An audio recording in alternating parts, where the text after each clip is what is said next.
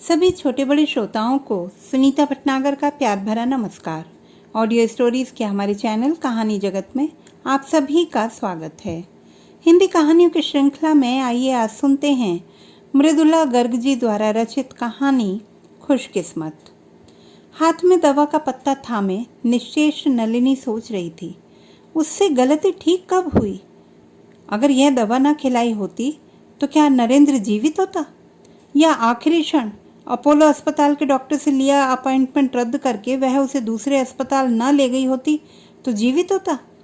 वहीं के न्यूरोलॉजिस्ट ने दवा की मात्रा बढ़ाई थी ना। वह सलाह परिवार के परिचित डॉक्टर ने दी थी।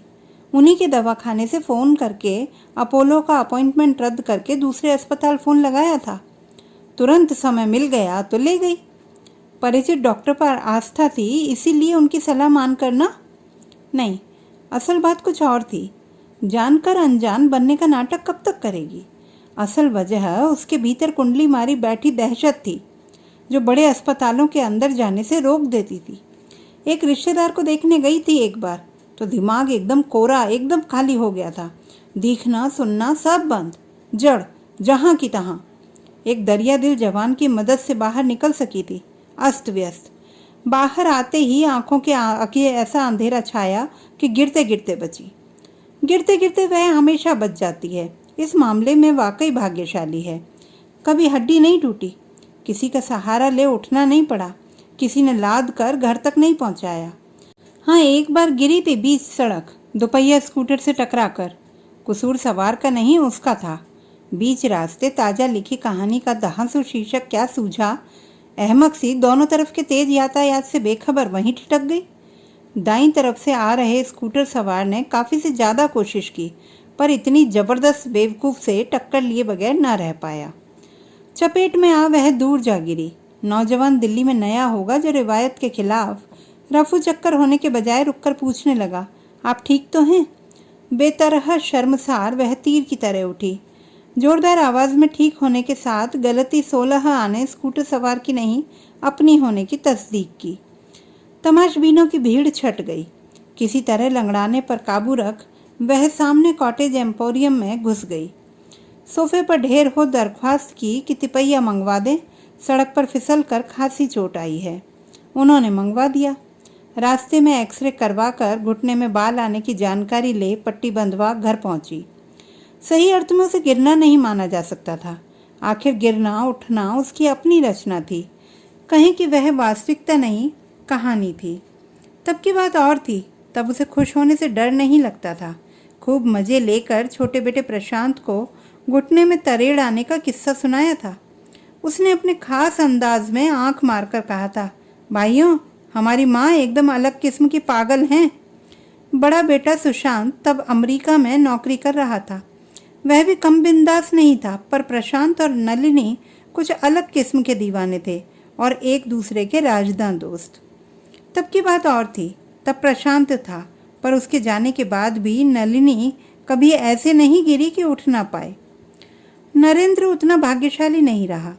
वह गिरा तो खक्खड़ सड़क पर मुंह के बल और होश गंवाकर।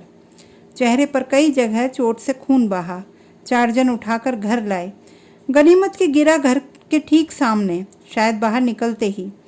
घर में काम करने वाली वीना से एक अजनबी ने आकर कहा, एक गिलास पानी ले आओ, सड़क पर कोई बुजुर्ग गिरा पड़ा है। गई तो पहचाना, यह तो अपने साहब के पिताजी हैं।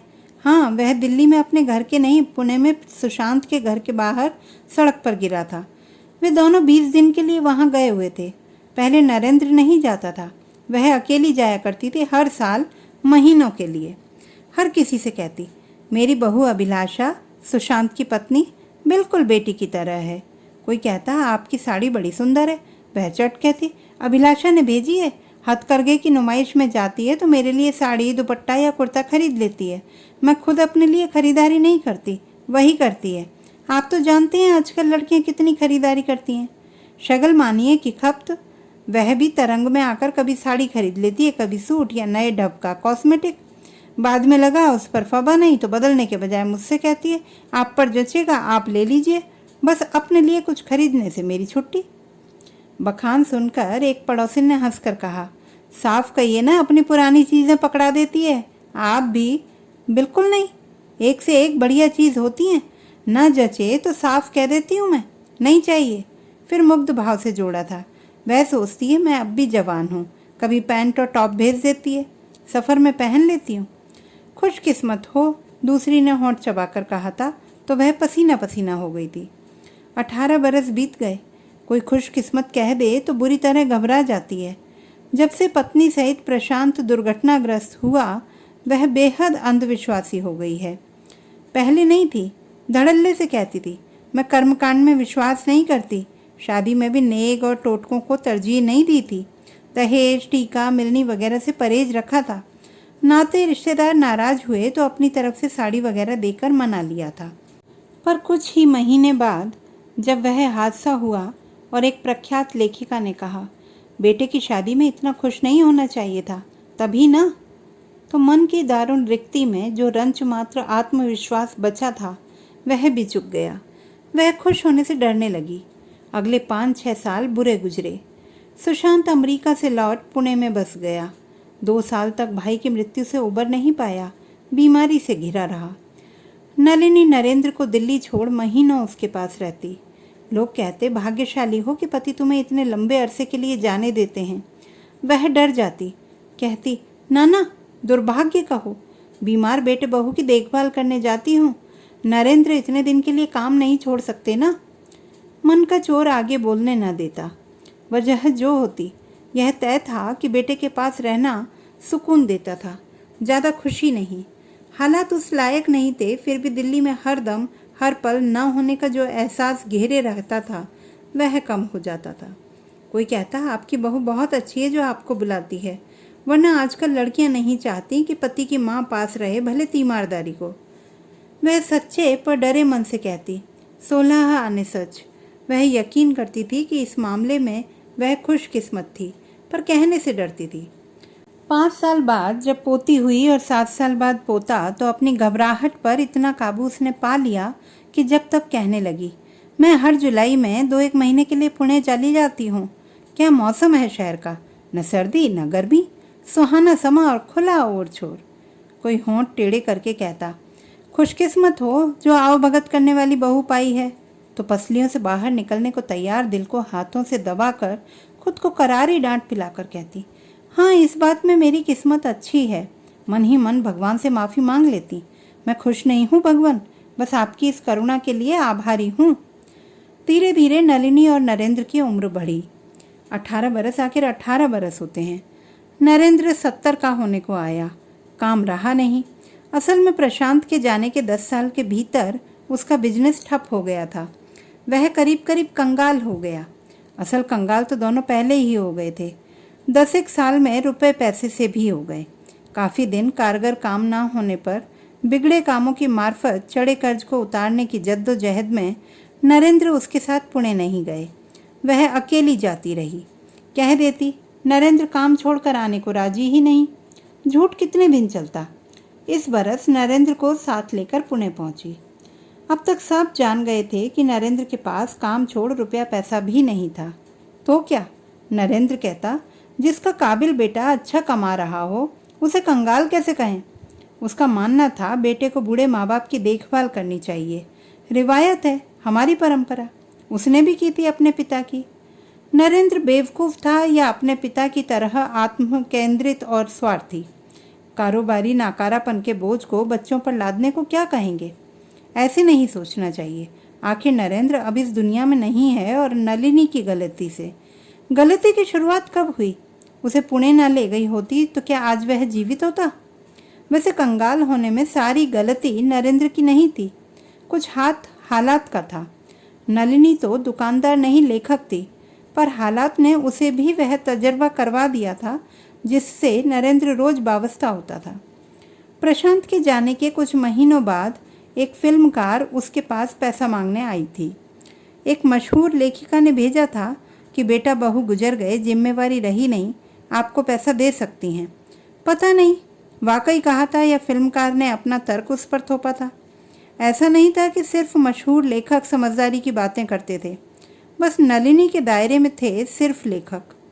नरेंद्र का पाला अन्य जनों से पड़ता था, जिनमें से बहुतों ने प्रख्यात लेखिका फिल्मकार का तर्क अपनाया था। जब तब दोस्त परिचित कारोबारी प्रस्ताव के साथ आपके बेटे समान अपने बेटे भतीजे दामाद उसके पास भेज दिया करते थे। व्यापार बुद्धि में नाकारा या चालबाजी का मारा नरेंद्र नई रीत के उनके उद्यमों में पैसा डुबो देता। अंग्रेजी या मूल फ्रांसीसी में इसी को एंटरप्रेन्योर कहते हैं, हिंदी में उद्यम करता। वह उसे समझाता। उसके पिता भी यही कहा करते थे, पर कामयाब हो तभी दुकानदार उद्यम करता कहलाता है, नाकाम हो तो कुंत जेहन जुआरी या हद से हद बदकिस्मत। नरेंद्र वह सब था, बस कामयाब नहीं था। बेटे समान नौजवानों के कारोबार में लगा पैसा डूब जाता या कम पड़ जाता तो कर्ज लेकर कमी पूरी कर लेता। कर्ज उतारने का वक्त आता तो दूसरी जगह से कर्ज ले पहला पार्ट देता, कभी दूसरे का तीसरे से कर्ज उतारता, कभी माहवार किस्त दे बनाए रखता या बढ़ाए रखता। कर्ज देने वालों की भी कमी ना थी। प्रशांत के जाने के बाद उदारीकरण का युग आ गया था। महाजन पुराने जमाने का खलनायक नहीं रहा था, उदारता का प्रतीक बन गया था, विकास का संवाहक।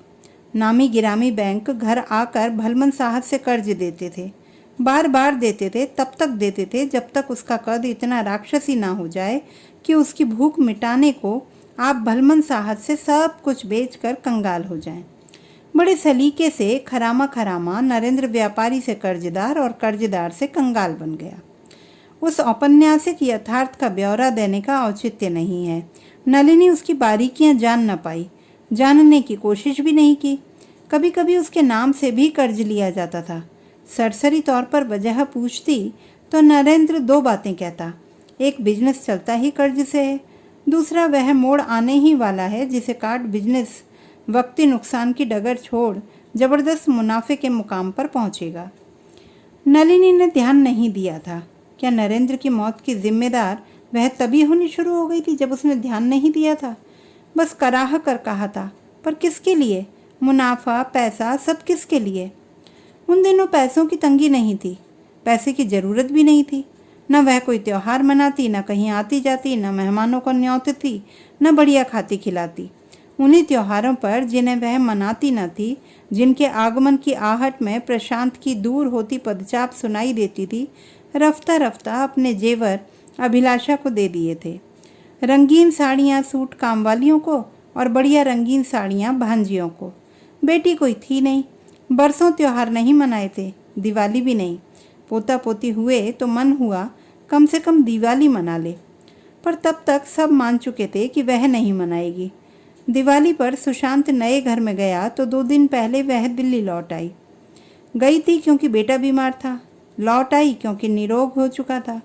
पर क्या उससे गलती वहीं शुरू हो गई थी जब उसने कहा नहीं था कि वह अब उनके साथ नए घर में दिवाली मनाना चाहती है? जब उसने खुद को नेगेटिव अभिलाषा का प्रिय शब्द करार होने दिया था।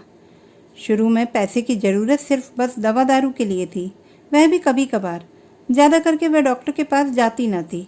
आँख का रेटिना चिर गया तो तेज़ दर्द के बावजूद 6 महीने तक डॉक्टर के पास नहीं गई। फिर एक सहेली घसीट ले गई तो डॉक्टर शॉफ ने पूछा था, आखिर दर्द सहने की आपकी हद क्या है? कराह कर उसने कहा, मैं औरत हूँ, बच्चे पैदा किए हैं। और आगे कह नहीं पाई। डॉक्टर को उसमें दकियानूसी दिखी या औरत होने का फ़क्र एनेस्थीसिया दिए बिना ही नश्तर लगा दिया। दर्द बढ़ा, राहत मिली, चुक गया। गोद खाली रही, शिगाफ भर गया। उसने जानने की कोशिश ही नहीं की कि नरेंद्र को उतने पैसे की ज़रूरत थी या जुए की मानिंद बिजनेस लत बन चुका था। काफ़ी पैसे की ज़रूरत थी, इतना वह जानती थी। नरेंद्र ने बेटे की याद में एक खैराती दवाखाना खोला था जो उसके कंगाल होने तक यानी कि 10 बरस तक चला। बंजर खारी जमीन पर दरख्त उगाकर दवा खाने को हरियाली बख्शने की कोशिश भी उद्यम में शामिल थी। ज़मीन इस कदर ऊसर थी कि कोशिश काफ़ी से ज़्यादा पैसा मांगती थी। जुआरी साथियों ने जमकर हौसला अफजाई की और कोशिश के लिए कर्ज लेने के रास्ते सुझाए। जो पैसा मिलता कुछ दरख्त उगाने में, कुछ दवा बांटने में, बाकी बेटे समान नौजवानों को एंटरप्रेन्योर बनने का सपना पूरा करने में लग जाता। उदारीकरण का कमाल था कि खैरात भी कर्ज से चलता था। सब उदार थे, देनदार, सरकार, कानून, संगी, साथी। इसे क्या कहें कि उस जुए में उनका पासा सही पड़ा और नरेंद्र का गलत। तकदीर या उनकी काबिलियत के बरक्स नरेंद्र की काहिली। और जो हो, नरेंद्र बेवकूफ़ जरूर था जो याद न रख सका कि बुढ़ापा तभी इज्जत से कटता है जब दो चीज़ पास हों, पैसा और सेहत। 65 की उम्र तक पहुँचते पहुँचते वह दोनों गंवा चुका था। अब 70 का होकर पथरीली कंकरीली सड़क पर मुंह के बल गिर कुछ पल बेहोश रहने के बाद कुर्सी पर फिक्का पूछ रहा था, क्या मैं गिर गया था? नलिनी भीतर घुसी तो यही मंजर देखा। जरा देर पहले उम्रदराज बंदे की तरह टहलने निकली थी। नरेंद्र को साथ चलने के लिए कहा था पर उसने मना कर दिया था। वीना थी ही घर पर, काबिल लड़की थी। कुर्सी पर फीके नरेंद्र के चेहरे के जख्म डेटॉल से साफ कर रही थी। सुशांत को मोबाइल पर इत्तला दे दी थी। क्षण भर हतप्रभ रहकर नलिनी अपने सामान से लॉयजिल क्रीम निकाल लाई और जख्मों पर लगा दी। खून रुक गया। कितनी खुशकिस्मत थी वह कि कुछ दिन पहले गहरी चोट आने पर डॉक्टर ने वह दी थी। वह गिरी नहीं थी, दूसरी मंजिल से गमला उस पर गिरा था। क्रीम साथ ले आई थी कि बच्चों के लिए छोड़ जाएगी, उन्हें चोट लगती रहती थी। कमाल क्रीम थी, लड़ाई के मैदान के जख्मों तक पर लगाई जाती थी, बशर्ते जख्म बेरहमी से साफ कर लिया जाए, जो वीना कर रही थी। नलिनी को जो डरा रहा था वह नरेंद्र का बार बार पूछना कि क्या मैं गिर गया था। हाँ, सड़क पर, वीना ने कहा तो बोला, मैं बाहर गया ही नहीं। बेख्याली में निकले थे क्या? घबराकर नलिनी बोली तो वीना ने बतलाया, बाकायदा उससे कहकर गए थे, घूम कर आता हूँ। 5 मिनट नहीं हुए कि एक आदमी आकर बोला, कोई गिरा पड़ा है, पानी ला दो। लेकर गई तो नलिनी के जाने के बाद सोचा होगा घूम आए। बाहर निकलते ही गिर गया, पर याद क्यों नहीं? गिरना याद नहीं, बाहर जाना तक याद नहीं। तभी सुशांत आ गया। आइए बिस्तर पर लेटिए, उसने कहा, पर नरेंद्र उठ ना पाया। सहारा देकर उठाना चाहा, हुआ नहीं। पोती इशिता को साथ लिए अभिलाषा आ पहुंची। उसे फ़ोन नहीं किया गया था। इशिता के गिटार की क्लास बीच में छोड़ वह नहीं आया करती थी। इशिता नरेंद्र की तरफ दौड़ी तो अभिलाषा ने डांट कर कहा, तुम ऊपर जाओ। वह चली गई। क्यों? 13 बरस की है, इतनी नन्ही नहीं कि जरा सा जख्म न देख पाए। नलिनी को उड़ता सा ख्याल आया। तब तक वह पूरी तरह नेगेटिव हो चुकी थी। उसे याद आ गया था 3 साल पहले भी नरेंद्र अपने दोस्त के बेटे नवीन के आंगन में गिर गया था और याद नहीं था कि गिरा था। नवीन ने फौरन न्यूरोलॉजिस्ट को दिखलाया था, पर चश्मदीद गवाह न होने पर 100% निदान नहीं हो पाया था। ईईजी में विकार न होने पर भी जासूसी उपन्यासों के सर्कमस्टेंशियल एविडेंस की बिना पर संयोग को तर्क मान मिर्गी की दवा दे दी गई थी। पिछले साल मिकदार घटाई गई थी। क्या यह मिर्गी का दौरा था? पर पिछली बार उठने में दिक्कत नहीं हुई थी, सिर पर चोट भी नहीं आई थी। तब क्या यह स्ट्रोक है या अस्पताल ले जाना चाहिए ना? वह सुशांत के बजाय अभिलाषा की तरफ मुड़ी। रोग की समझ उसे ज़्यादा थी। आज इतवार है, उसने कहा, पर इमरजेंसी चल सकेंगे? एक बार फिर खींचा खांची हुई पर नरेंद्र को उठाया न जा सका। एम्बुलेंस? नलिनी फुसफुसाई। पिछली बार भी इतवार था, पर नवीन के पास जीप और 2 दरबान थे। वे उठाकर अस्पताल ले गए थे। यहाँ एम्बुलेंस की दरकार होती तो होगी ही। फोर्टिस, उसे अस्पताल का नाम याद आ गया। कई बार अभिलाषा को वहाँ डॉक्टर से फ़ोन पर मशवरा करते सुना था। ज़रूरत है भी, मिर्गी का दौरा होगा। कल आप दिल्ली जा ही रही हैं, अपने डॉक्टर से पूछ लीजिएगा। कल दिल्ली लौटना है, नलिनी को याद ही नहीं रहा था। इस हालत में कैसे जाएंगे? स्थगित करना पड़ेगा, बाद में सोचेंगे। बोली, जान पहचान के डॉक्टर से फ़ोन पर पूछ लें, वह है ना डॉक्टर सुरेश? फ़ोन करके देख लीजिए। मैं तो उन्हें जानती नहीं, मुझसे बात करेंगे? कराह कर वह सुशांत की तरफ घूम गई। देखा वह और वीना गिरते पड़ते नरेंद्र को घसीट कर बिस्तर पर लिटाने में सफल हो गए थे। उतना तो हुआ। तभी पोता शुभांशु आ गया। दौड़कर दादा के पास पहुंचा। बोला, क्या हुआ दादा? शुभु देख, मैं गिर गया। क्या बहुत चोट लगी? शुक्र है नरेंद्र शुभु को पहचान गया। नलिनी की आंखें भीग गईं। परवाह नहीं, मुझे भी लगती रहती है। मम्मी डॉक्टर के पास ले जाएंगी, अभी ठीक हो जाएगी, शुभु बोला। डूबती नलिनी तिनके की तरह उसे थाम कर बोली, शुभु और बात करो दादा से, पूछो कल कहाँ गए थे हम लोग। शुभु तुम जाओ होमवर्क करो, अभिलाषा बोली।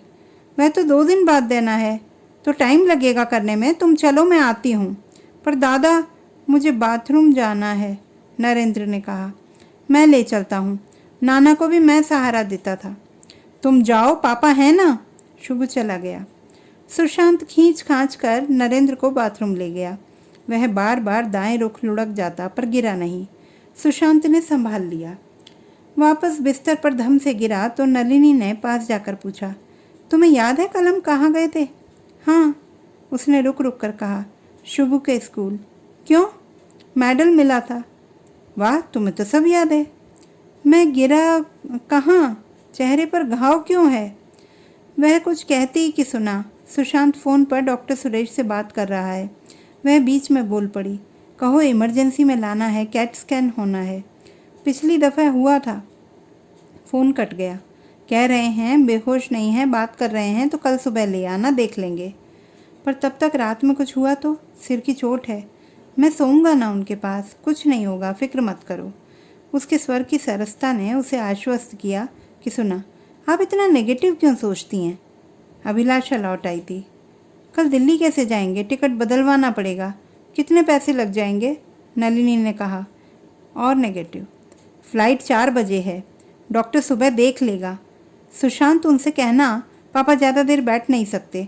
मैं अपने पापा को ले जाती थी तो यही कहती थी। पर यह तो चल तक नहीं सकते, कैसे जाएंगे? नलिनी का मतलब था वह कैसे संभालेगी? व्हील चेयर ले लेंगे, सुशांत एयरपोर्ट तक पहुंचा कर आएगा, 1 दिन की छुट्टी ले लेगा। नलिनी नरेंद्र से भी ज़्यादा गुमसुम हो रही। डॉक्टर ने देखा, बार बार पूछा, नाक कान से खून तो नहीं आया? न कहने पर पर्ची पर लिखा, यात्रा में दवा बदलना ठीक नहीं है। मरीज हवाई जहाज़ से सफ़र कर सकता है।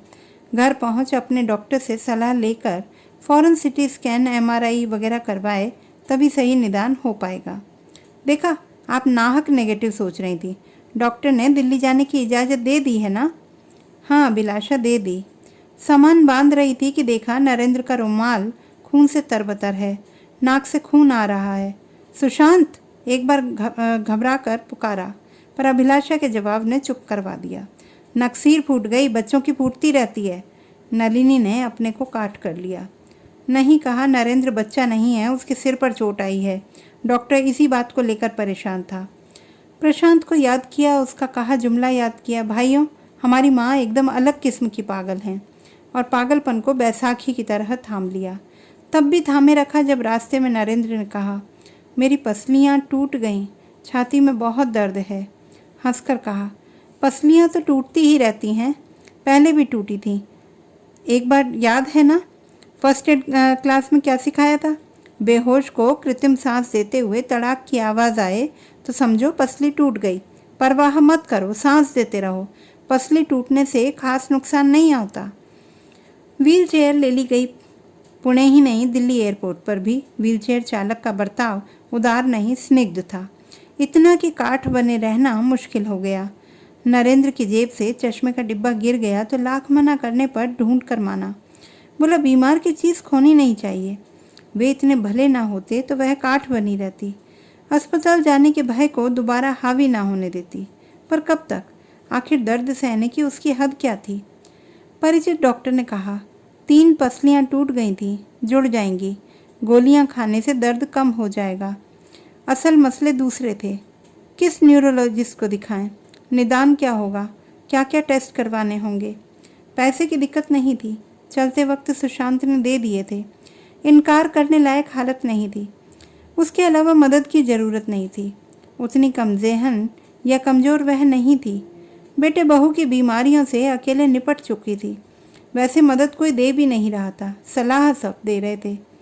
परिचित डॉक्टर पहला आदमी था जिसने यकीन के साथ पक्की राय दी थी।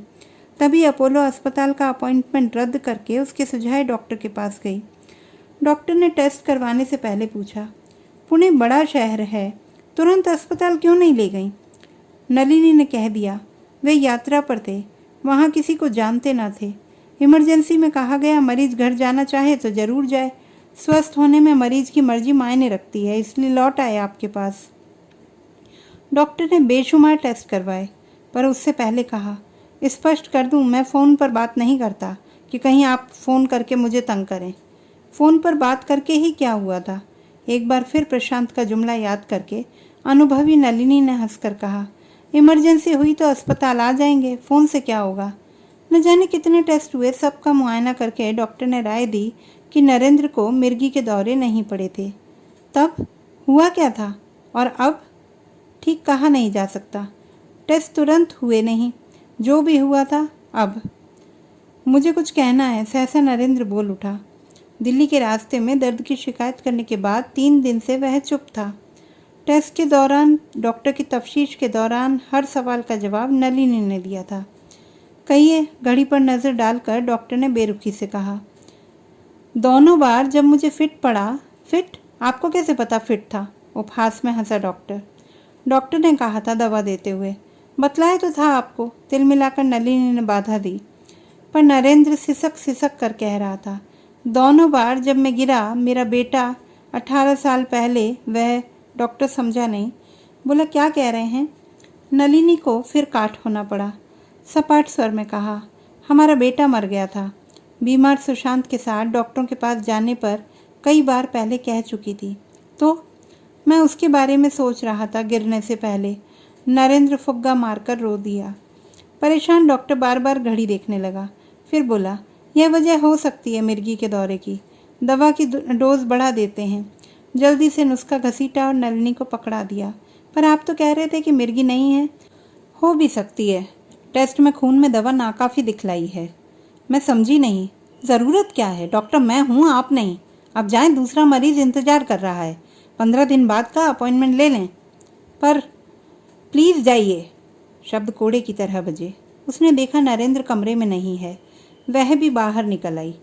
दवा ने अपना जलवा दिखलाया। 5 दिन बाद, दिवाली को देर रात, एक झंझावात आया।